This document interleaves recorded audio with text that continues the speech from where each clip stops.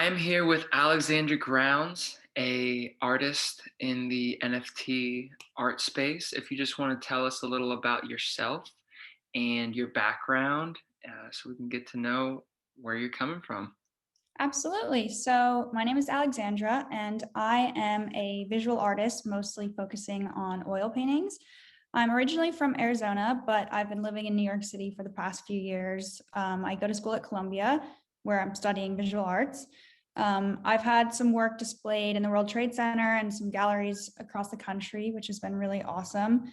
I am 22.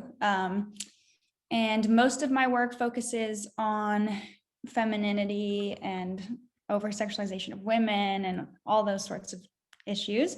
And I mostly do really large scale stuff. So 8 by 6 feet being my favorite canvas size, photorealism, pop art mixture. Very cool, very cool. So, what was your time like at Phillips Exeter? It was great. So I went there for 4 years of high school. And I think those years were super influential to my work because it was a school that didn't really focus on the arts. It was very math and science oriented.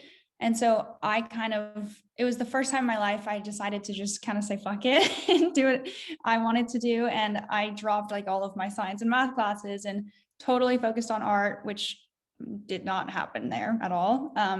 And let alone I was making these giant nude portraits of women. So Yeah. definitely made a splash. But yeah, I was given studio space, and it kind of it's where all of my topics, I guess, began, the things that I paint about. Definitely. And so, yeah, you said you deal with the hypersexualization of women and women in male dominated spaces. How does your work reshape the familiar context and concepts that go along with the topic? Yeah, so I think a lot of feminists these days are kind of promoting like evening the playing field of genders and kind of getting rid of the aspects that sometimes make women who they are and what they identify with. So, in my experience, a lot of my work is reflective of myself and my friends and my own experiences in my life. And I think that embracing sexuality and femininity in a lot of women is what makes them feel empowered. If a woman feels sexy and powerful, then that's an incredible thing. And I Yeah, and I think that's the only way to do it is to be direct in terms of like the female body is an artwork in and of itself, and it can be seen as taboo in nature. But at the same time, we're so desensitized to war and violence and things that are much worse than the nude female body. So we really appreciate what you're doing over there. And I want to take it back to even like Janet Jackson, like, oh my gosh, we saw a nipple on live TV. It's the end of the world. Like, my kids, this, and like all that is nonsense because that's, there could be a lot worse things out there. And I really appreciate the way that you're contextualizing your work. Thank you very much. And it's funny you say that, like, even my social media platforms, I can't even post my work on some of them, which that in itself is a problem because it's like you're silencing people that are trying to embrace that and like bring it forward in a positive way, not a negative way. So a lot Yeah, of work has to be done. it really does. It's the conditioning of our society, but that this is how we break the barriers is just getting more people aware of it. Um, you know what I'm saying? So I'm gonna jump right into it. I saw that you went to New Zealand. How was that experience? What were some takeaways you had?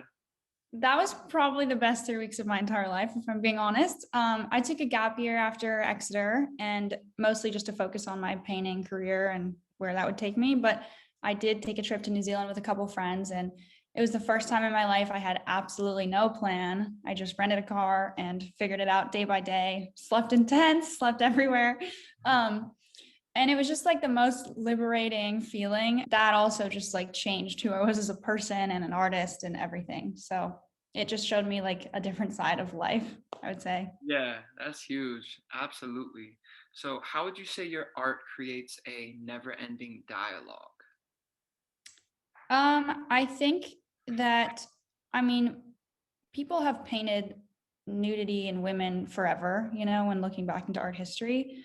And it's never something that will go out of style in a sense. And so I'm painting these portraits that are huge. You can't really ignore them. They're the first thing you see when you walk into a room, because I want to make them as big as this message that I'm trying to say. So I think whether you like them or not, whether you find them tasteful or not, you can't ignore them. And the detail that you put into your art is amazing. Like the one with the lips and how voluptuous that is, and the bees, signifying the sweetness of the lips, and just the intricacy that you put into your work. I was looking at some of it, is downright phenomenal. Thank you so much. For sure. So, what would you say is, how does your work symbolize limitless power? First of all, the most powerful women that I know is kind of who I try to put into the work, women's stories that I want to capture and share. But the stances that they're in, or how they're taking something that's looked down upon so often and just fully embracing it and being like, no, I'm doing this, and this is who I am, and this makes me feel strong.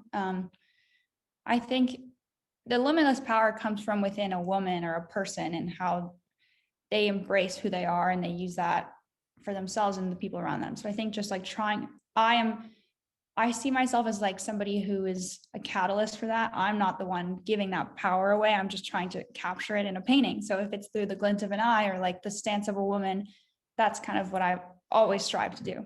I just want to get into some of the NFT space. What has your experience been like selling your artwork via non-fungible tokens as a digital asset?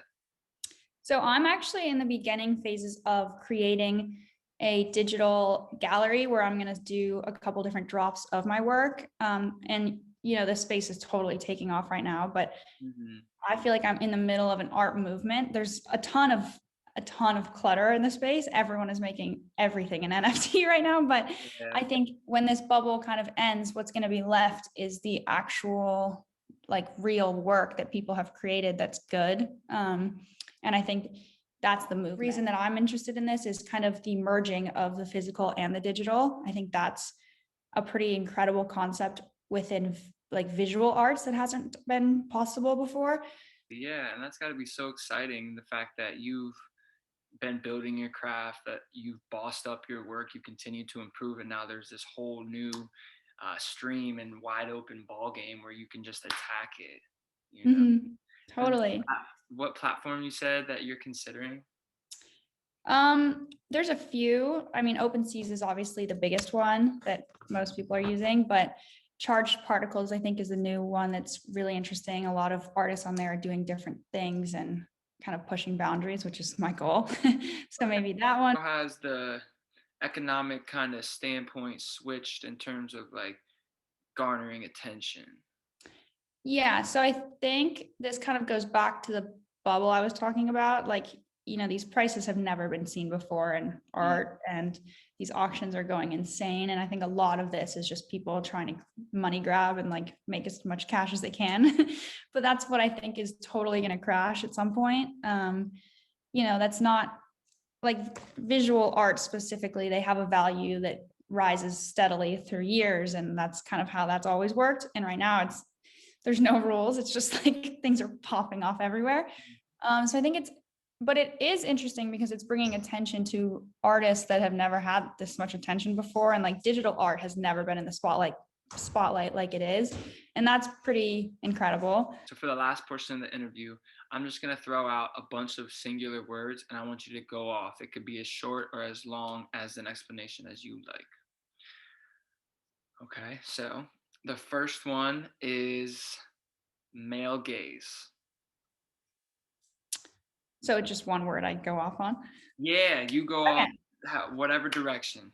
Well, so the male gaze is pretty much the center of why I paint, because women have always dealt with the male gaze. And I am trying to question whether or not women actually 100% want to diminish it, or if they ever will be able to diminish it, because, that's kind of what feminists are trying to do, is create this other side, like what is the female gaze? But like women find empowerment sometimes within that. And so I'm just trying to bring that up and kind of talk about it more than anyone else is.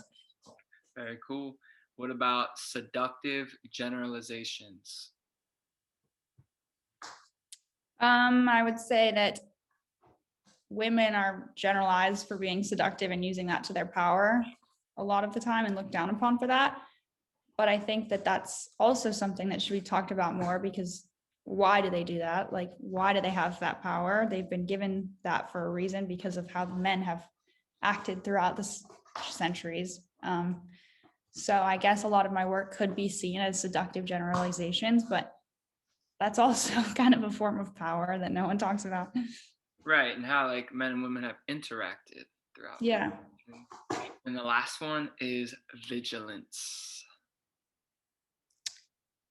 Vigilance is important if you want to get anywhere, I think, like in terms of trying to master something or become knowledgeable in something, it's all that matters. And so I think if you want to be a powerful artist or a powerful person, you have to have vigilance. You have to just never give up. And if you have a message you're trying to portray, that has to be the goal of your life in that time. Thank you for spending time with me today. I could tell you have so much energy and you're just full of life, and it was great to speak with you. So, It's really nice to meet you. Thank you so much. yes, thank you. I hope you have a great day, great weekend, and I look forward to seeing what you come up with in the future.